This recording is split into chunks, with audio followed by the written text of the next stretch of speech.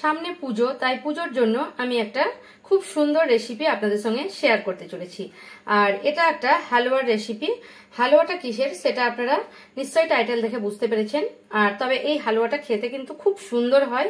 আর যদি আপনারা পারফেক্ট এরকম দানাদার একদম মোলায়েম হালুয়া বানাতে চান তাহলে আমার রেসিপিটি আপনারা ফলো করবেন। তাহলে দেখতে পাবেন রেসিপিটি ফলো করলে পুরো পারফেক্ট সবকিছু মাপ দেওয়া আছে। আর এরকম ভাবেই যদি আপনারা বানান তাহলে কিন্তু আপনাদেরও হালুয়া এরকমই হবে। দেখে নিশ্চয়ই বুঝতে পারছেন, কাছ থেকে দেখাচ্ছি আমি হালুয়াটা কতটা সুন্দর হয়েছে। চলুন তাহলে দেরি না করে দেখে নেওয়া যাক আমার আজকের ভিডিওটি। বেসনের হালুয়া বানানোর জন্য যেটা প্রথমে দরকার, আমার এখানে 1 কাপ আমি বেসন নিয়ে নিয়েছি। আর যে কোনো আপনারা বাটিতে মেপেও নিতে পারেন, যে কোনো কাপে মেপেও নিতে পারেন। আমি 1 কাপ বেসন এখানে নিয়ে নিয়েছি। আর একটু খালি করে বেসনটা নিয়েছি, কারণ আমি এই বেসনের মধ্যে দিয়ে দেব এখন 2 চামচ সুজি। আর সুজি দিয়ে বেসন মানে 1 কাপ করে নেব। এখানে আমি 1 চামচ ছোট চামচের সুজি দিলাম, আর 1 চামচ সুজি দিলাম, দিয়ে 1 কাপ করে নিলাম। এখানে এখন আমি বেসনটা সাইড করে রেখে দিচ্ছি। আর এখানে নিয়ে নিয়েছি দেশি ঘি। আর এই ঘিটা 1 কাপ বেসনে কিন্তু আমি 1/2 কাপ মতো নিয়ে নিয়েছি। দেখুন 1/2 কাপ মতো নিয়ে নিয়েছি। আর এটা গলে গিয়ে আর একটু বেশি হবে। এখানে দেখাচ্ছে 1/2 কাপের নিচে, কিন্তু এটা যখন গলাবো ঘিটা তখন কিন্তু একটু বেশি হয়ে যাবে। সেই কারণে আমি নিয়ে নিয়েছি 1/2 কাপ মতো ঘি।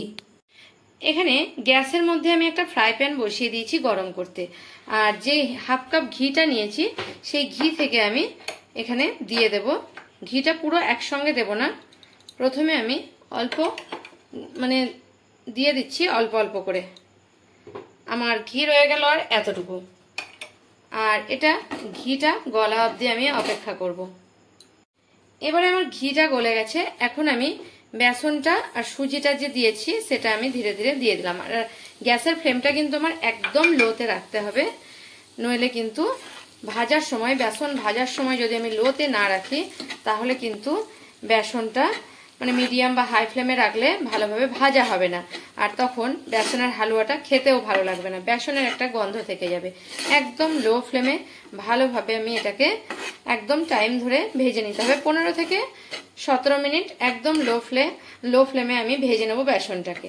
এভাবে বেসনটা একদম লো ফ্লেমে এভাবে ধীরে ধীরে আমি ভাজতে থাকবো আর মাঝে মাঝে নাড়তে থাকবো। আর এই সময়ের মধ্যে দেখিয়ে দিই আমি কি করব। এখানে আমি যে কাপে বেসন মেপেছি সেই কাপেই আমি 1 কাপ বেসন নিয়েছি, মানে আমি এখানে 2 কাপ জল নিয়ে নেব। এখানে আমি 2 কাপ জল নিয়ে নিচ্ছি। আর এই জলটা আমি কিন্তু হালকা গরম করে নিচ্ছি। এখানে ইন্ডাকশনে দিয়ে হালকা গরম করে নেব। জলটা আমার হালকা উষ্ণ গরম হয়ে গেছে। এখন আমি জলটাকে নামিয়ে নিচ্ছি। এখানে উষ্ণ গরম জল নিয়ে নিয়েছি। এখানে আপনারা চাইলে কেশর দিয়ে দিতে পারেন অল্প একটু, আর নইলে ইয়েলো কালার, আপনারা এখানে ফুড কালার, এটা ফুড কালারটা এখানে 1 ড্রপ দিয়ে দিতে পারেন। এখানে ইয়েলো ফুড কালার আমার কাছে আছে, তাই ইয়েলো ফুড কালারটা আমি 1 ড্রপ দিয়ে দিলাম। দিয়ে জলের মধ্যে আমি এখন মিশিয়ে নেব। এখন দেখাচ্ছি 10 থেকে 12 মিনিট পরে। এবারে বেসনগুলো কিন্তু এভাবে মানে গুটি গুটি হয়ে গেলে এভাবে খুন্তির সাহায্যে এভাবে এভাবে ভেঙে ভেঙে দিতে হবে। আর আমি এখানে আরেকটু ঘি অ্যাড করছি। এখন যতটুকু ঘি নিয়েছিলাম তার মধ্যে থেকে আমি অল্প একটু ঘি আবারও অ্যাড করছি। এবারে হয়ে গেছে আমার মানে 14 থেকে 15 মিনিট। যেহেতু আমার বেসনটা অল্প আছে তাই আমি 14 থেকে 15 মিনিট এটাকে একদম লো ফ্লেমে ভেজে নিলাম। যত বেসন ভালোভাবে ভাজা হবে হালুয়া কিন্তু ততই ভালো হবে খেতে। আর তত মানে যতটুকু আপনারা ভালোভাবে ধীরে ধীরে ভাজবেন তখন কিন্তু দানাদারটাও ভালো হবে। এবারে অল্প আমি 1 চামচ থেকে 2 চামচ দুধ নিয়ে নিলাম, এর মধ্যে দিয়ে দিলাম। দিলে কি হবে, এখানে দানাদারটা ভালো হবে। এখানে দিয়ে দেওয়ার পরে, দুধটা দিয়ে দেওয়ার পরে আমি এর মধ্যে 1/2 কাপ চিনি দিয়ে দিচ্ছি। 1 কাপ বেসন নিয়েছি মানে 1/2 কাপ চিনি। এটাতে কোনো চিনি কিন্তু আমি জলের মধ্যে গুলে দিচ্ছি না, কারণ চিনিটা এভাবে দিলে কি হবে, ধীরে ধীরে চিনিটা ক্যারামেল হবে আর একটা সুন্দর কালারও আসবে বেসনের। একদম লো ফ্লেমে এটাকে আমি এখন 2-3 মিনিট এইভাবেই ছেড়ে দেবো। তারপর দেখবেন চিনিটা গলে গিয়ে মিশ্রণটা অনেকটা ঢিলা হয়ে গেছে। দেখুন অনেকটা চিনিটা গলে গেছে আর দেখাচ্ছি কতটা ঢিলা হয়ে গেছে এখান থেকে। এবারে আমি এটার মধ্যে দিয়ে দেব যে জলটা আমি তৈরি করে রেখেছি, সেই জলটা আমি দিয়ে দেব। এখানে জলটা আমি দিয়ে দিচ্ছি, অল্প অল্প করে দেব। এভাবে মিশিয়ে নেব, তারপরে আবার দেব। গ্যাসের ফ্লেমটা কিন্তু একদম লোতে রেখেছি। যে মাপটা আপনাদের বললাম সেই মাপে যদি আপনারা করেন তাহলে বেসনের হালুয়া কিন্তু পারফেক্ট হবে।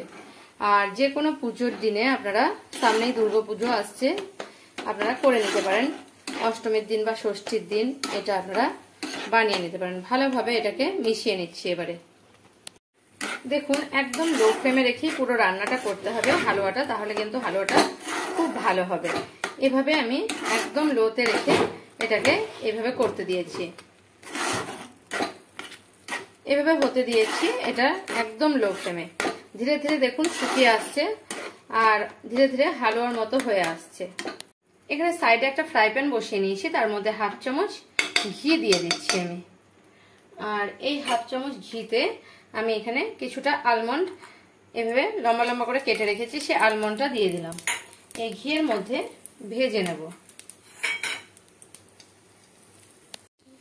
মিডিয়াম ফ্লেমে রেখে আলমন্ডটাকে আমি ঘিয়ের মধ্যে ভেজে নিচ্ছি। যেহেতু আমি একটা সাইডে রেখেছি ঘিটা আর আলমন্ডটাও দিয়েছি, পুরো ফ্রাই প্যানে দিলে ঘিটা পুরো ফ্রাই প্যানে লাগবে, ফ্রাই প্যানে।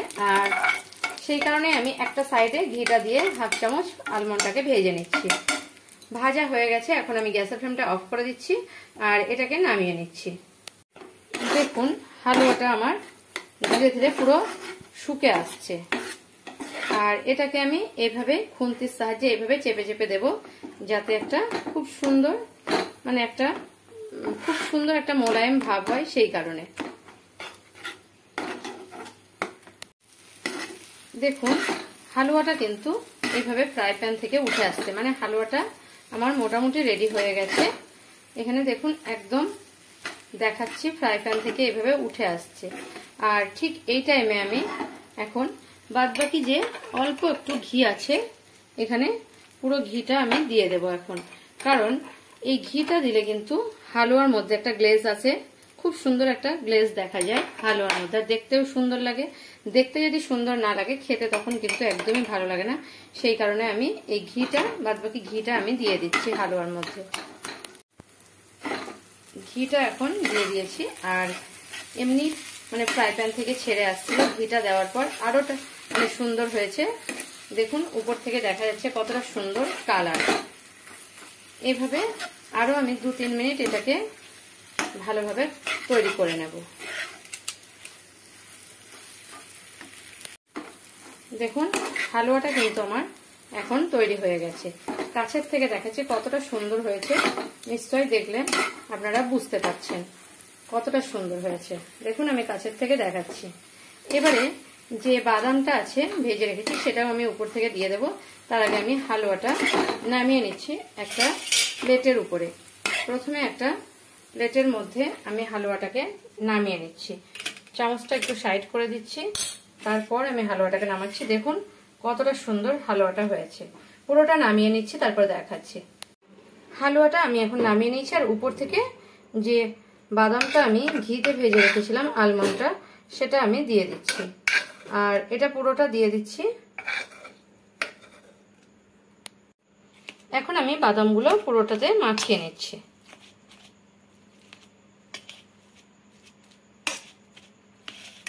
আর আপনাদের 1 চামচ তুলে দেখাই আমি হালুয়াটা আমার কতটা সুন্দর হয়েছে। দেখছেন হালুয়াটা কতটা সুন্দর হয়েছে।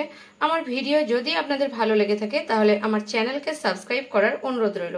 আর কমেন্ট করে জানাবেন রেসিপিটা আপনাদের কেমন লাগলো। যদি ভালো লেগে থাকে তাহলে একটা লাইক করতে ভুলবেন না আর প্রচুর প্রচুর শেয়ার করবেন।